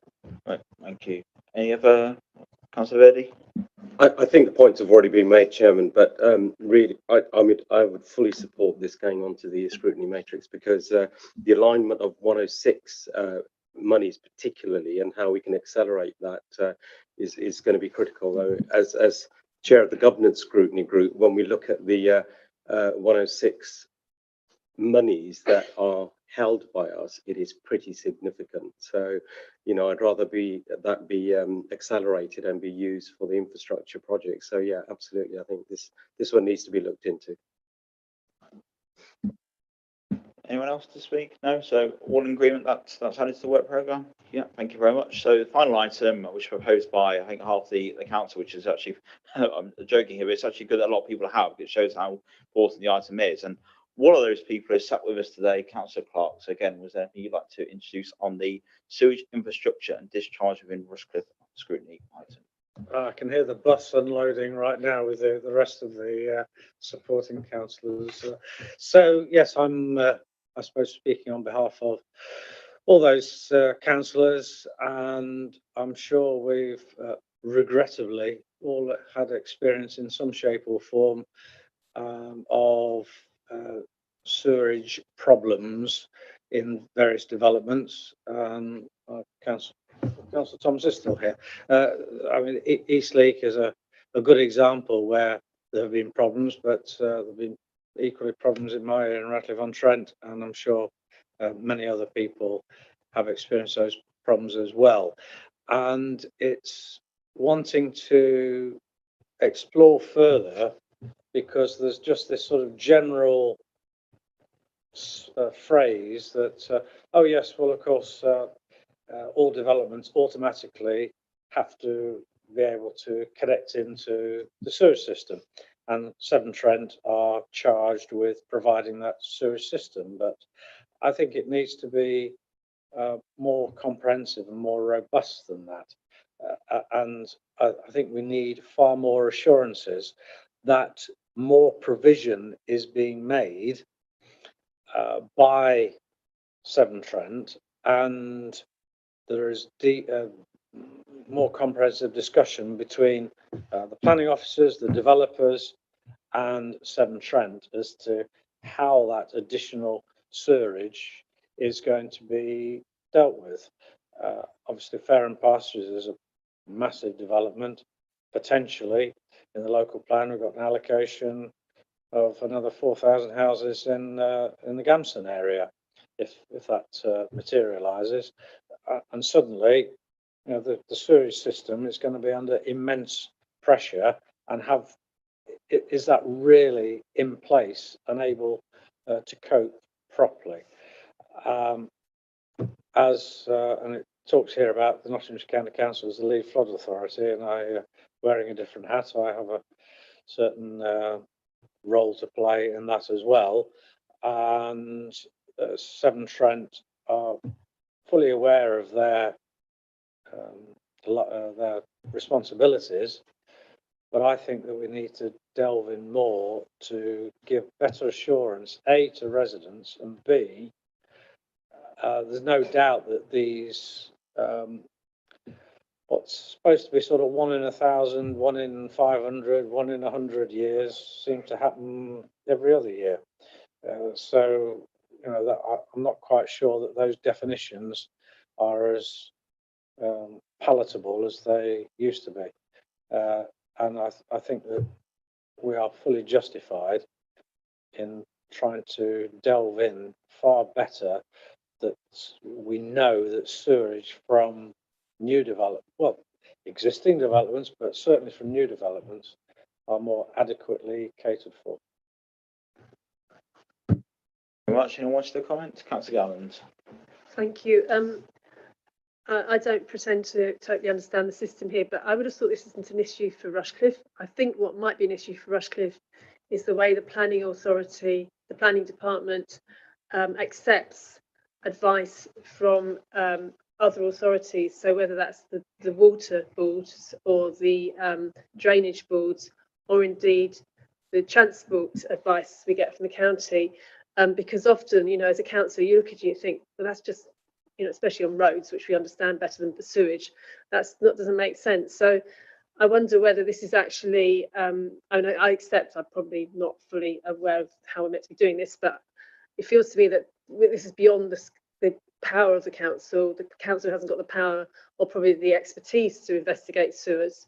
What it has got the power to do is to itself scrutinise the advice it gets back from these other authorities, I'd have thought. Yeah.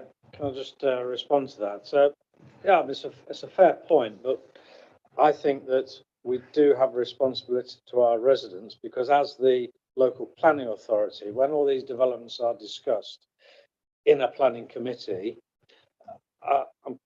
often the questions come up, well, what's happening with the sewage? Now, just to have a bland answer that says, oh, well, that's the responsibility of Severn Trent to ensure that they deal with it.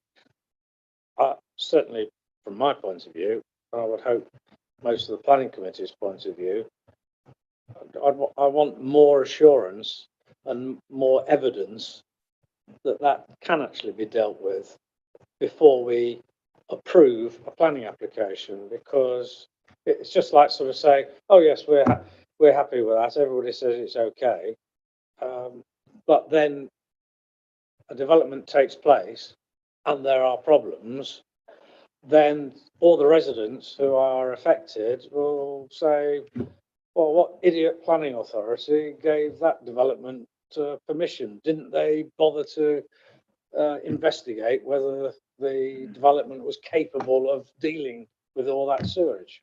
Yes. So I think we have that responsibility long term to our residents. I mean, I completely agree with you. You know, clearly, both in terms of the sort of fundamental problem here, and also in that Rushcliffe has this responsibility. But again, I mean, the experts, unfortunately, are with Severn Trent, and I would have thought to actually tackle this problem properly, it would mean bringing somebody into planning who was an expert in sewage to be able to actually have that discussion with Severn Trent and say, come on, what are you talking about?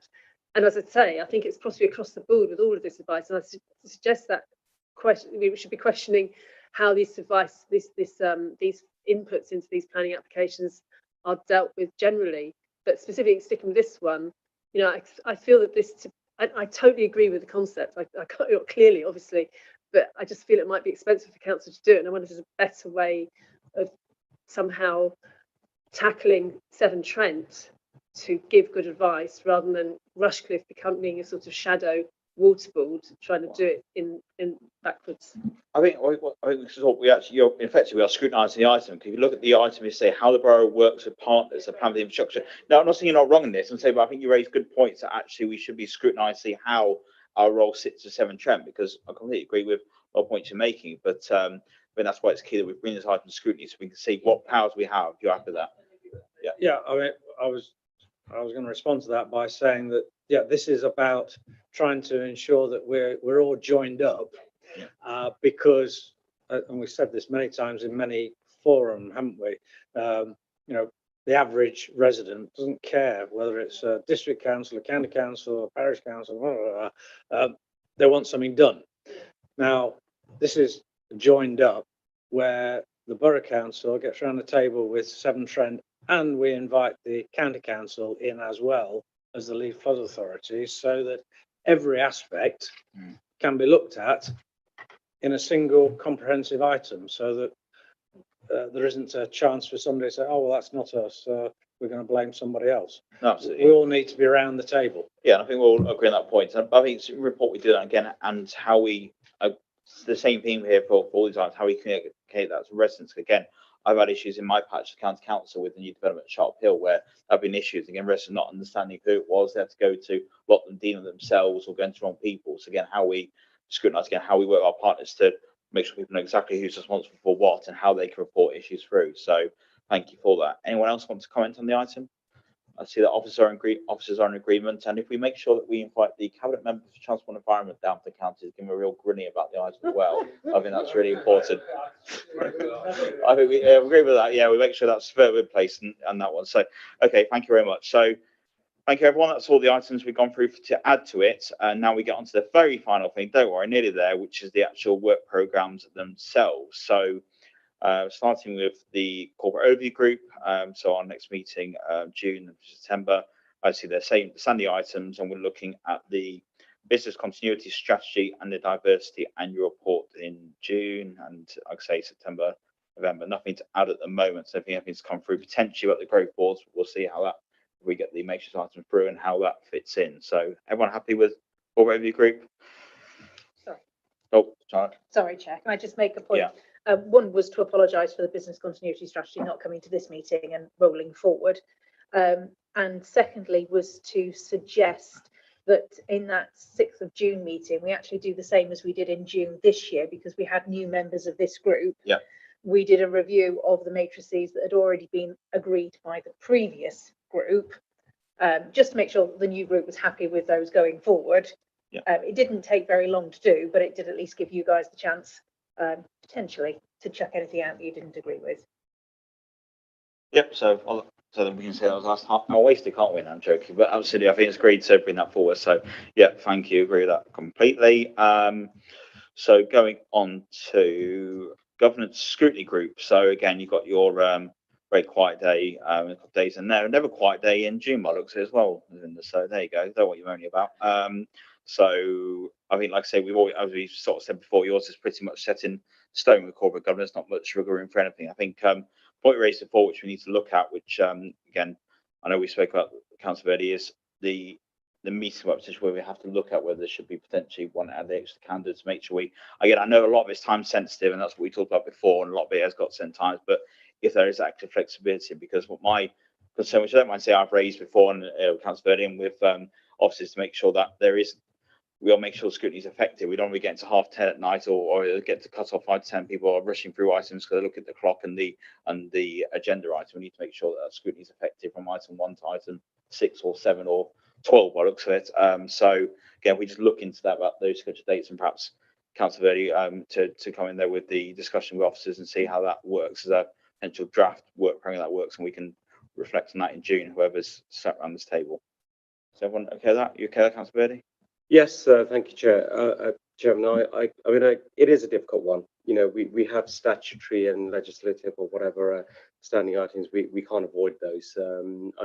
In reality, I think the only real option is potentially an additional meeting in the calendar, which might absorb some of the extra items.